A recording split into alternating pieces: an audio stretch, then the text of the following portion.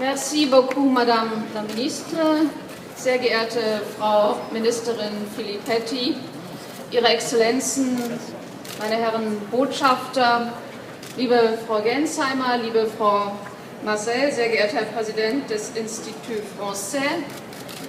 Ich begrüße auch das Goethe-Institut, den Generalsekretär Herrn Evers recht herzlich, Sie alle recht herzlich, meine Damen und Herren. Für mich ist dieser Tausch unserer beiden Pavillons hier auf der Biennale 2013 ein historisches Ereignis, 50 Jahre Élysée-Vertrag, zu krönen auch mit diesem Austausch an kulturellen, inspirierenden Ideen ist, glaube ich, auch ein besonderes Symbol unserer Zusammenarbeit über 50 Jahre hinweg, denn es waren nicht nur 50 Jahre der Zusammenarbeit auf außenpolitischen, wirtschaftlichen, wissenschaftlichen, eben auch auf kulturellem Gebiet.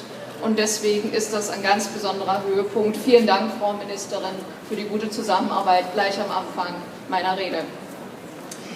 Donc je tiens moi aussi, mesdames et messieurs, à vous remercier Madame la Ministre, Madame Filippetti, à remercier les ambassadeurs, à remercier le président de l'Institut français, le président du Goethe Institut, à remercier tous ceux qui ont rendu possible tout ça.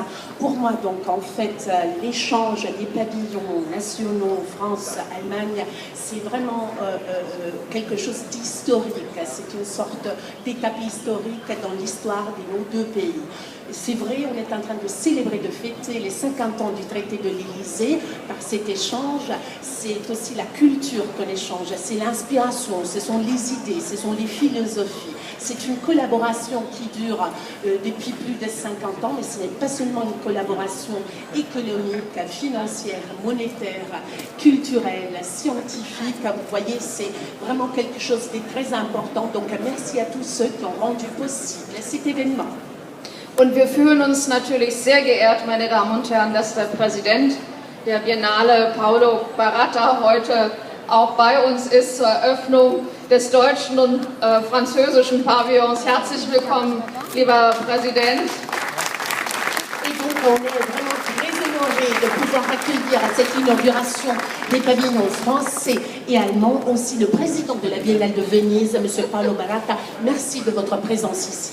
Das ist eine große Ehre und ist eine Aufwertung, und wir wissen uns natürlich auch als Deutsche in Verantwortung, Verpflichtung. Vor 2 Jahren durfte unsere wunderbare, exzellente Kuratorin Frau Gensheimer mit der Ausstellung über Christoph Schlingensief den Goldenen Löwen für den deutschen Pavillon holen. Und ich glaube, dass wir heute mit diesem Tausch unserer beiden Pavillons auch nochmal einen ganz besonderen neuen Akzent für die Kunstbiennale setzen.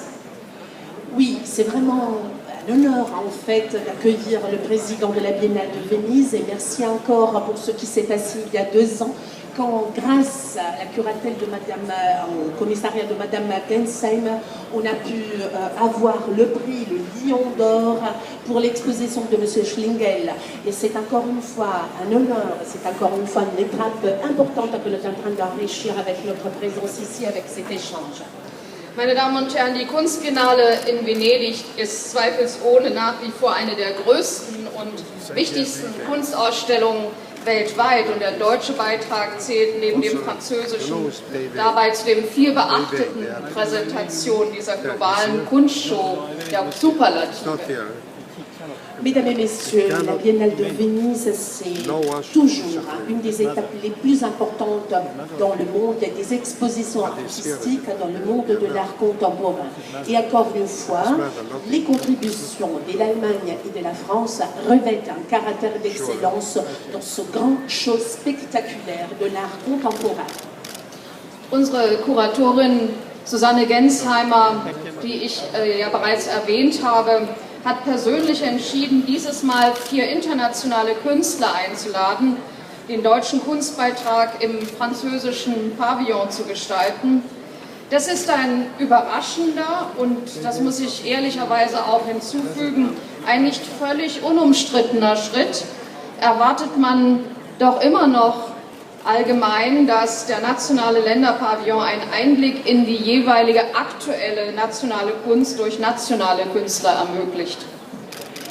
Notre commissaire, Madame Suzanne Gensheimer, que j'ai déjà eu l'occasion d'évoquer, de citer, cette fois a choisi 4 artistes qui ne sont pas des artistes allemands, qui sont des artistes de la scène internationale pour configurer la contribution allemande dans le pavillon français.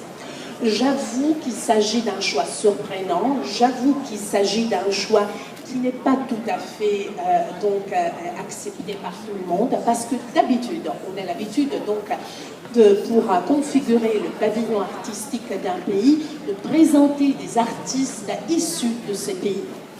Meine Damen und Herren, wir erleben aber Zeiten des Umbruchs weltweit und im Kulturbereich erleben wir Umwälzungen durch die digitale Revolution und neue Kraftzentren entstehen in Asien und in Lateinamerika. Zeitgenössische Kunst lässt sich nur noch in geringen Teilen regional oder national definieren. Künstler überschreiten Ländergrenzen, neue Kommunikationsmedien verändern die Kunstproduktion aller Länder.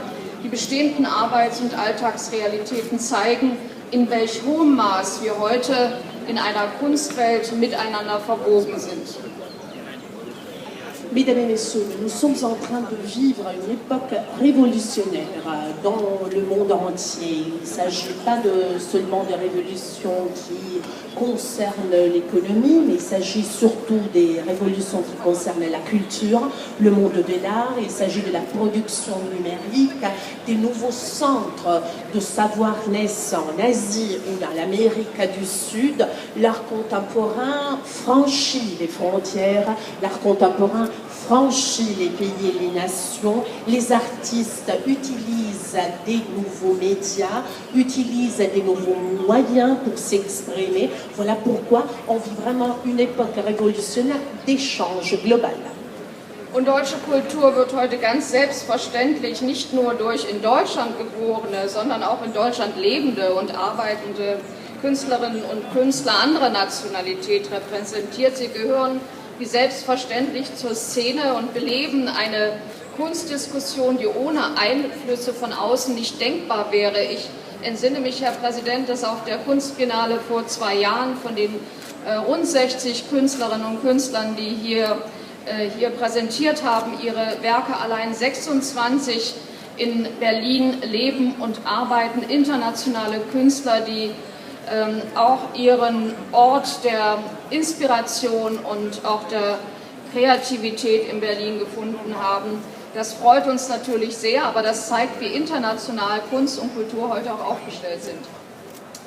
Et en effet, donc, la culture, le monde de la culture allemand ne se fait pas seulement avec des artistes qui sont nés et qui vivent en Allemagne, ça se fait aussi avec des artistes qui sont nés ailleurs, des artistes internationaux vivant la scène artistique allemande, et cela, bien sûr, ravive et enrichit une discussion sur l'art. Je me souviens, il y a 2 ans, la Biennale de Venise, il y a 2 ans, on avait exposé les œuvres de 26 artistes qui vivaient à Berlin, mais qui étaient des artistes internationaux, qui n'étaient pas des artistes d'origine allemande. Vous voyez, c'est l'inspiration, c'est la créativité, c'est l'enrichissement mutuel.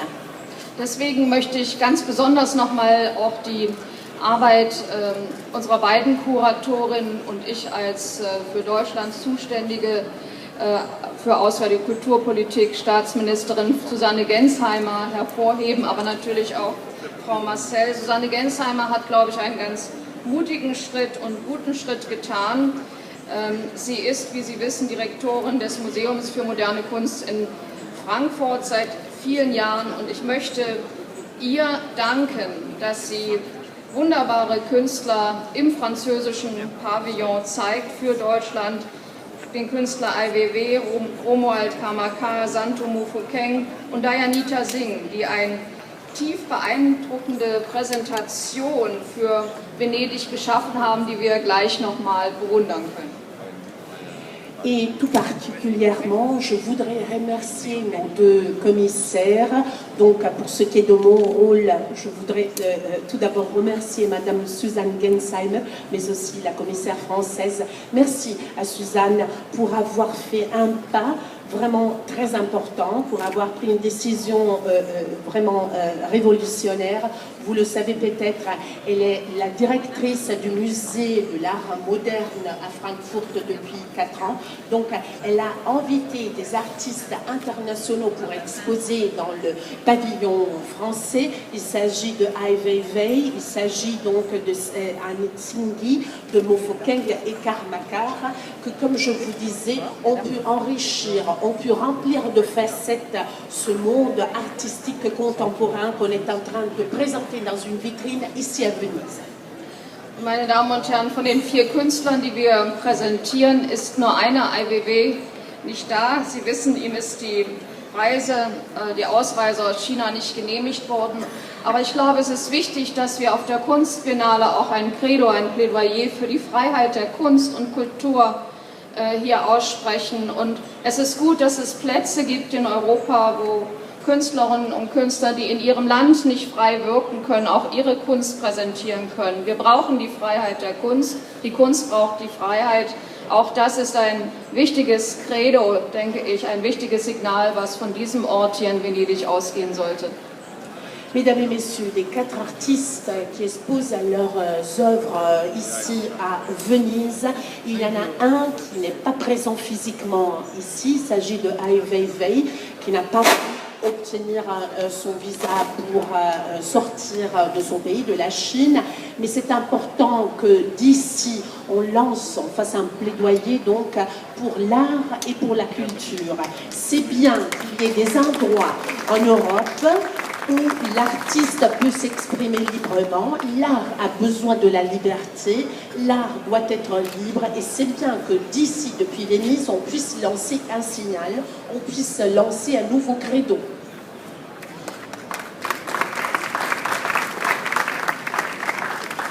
Meine Damen und Herren, wir sollten uns wirklich den Künstlerinnen und Künstlern in unseren Pavillons widmen, aber lassen Sie mich zum Schluss nur ein paar wenige Worte des Dankes sagen. Und ich beginne ganz bewusst auch mal mit einem Dank an die Parlamentarier in Frankreich und natürlich für mich insbesondere wichtig in Deutschland.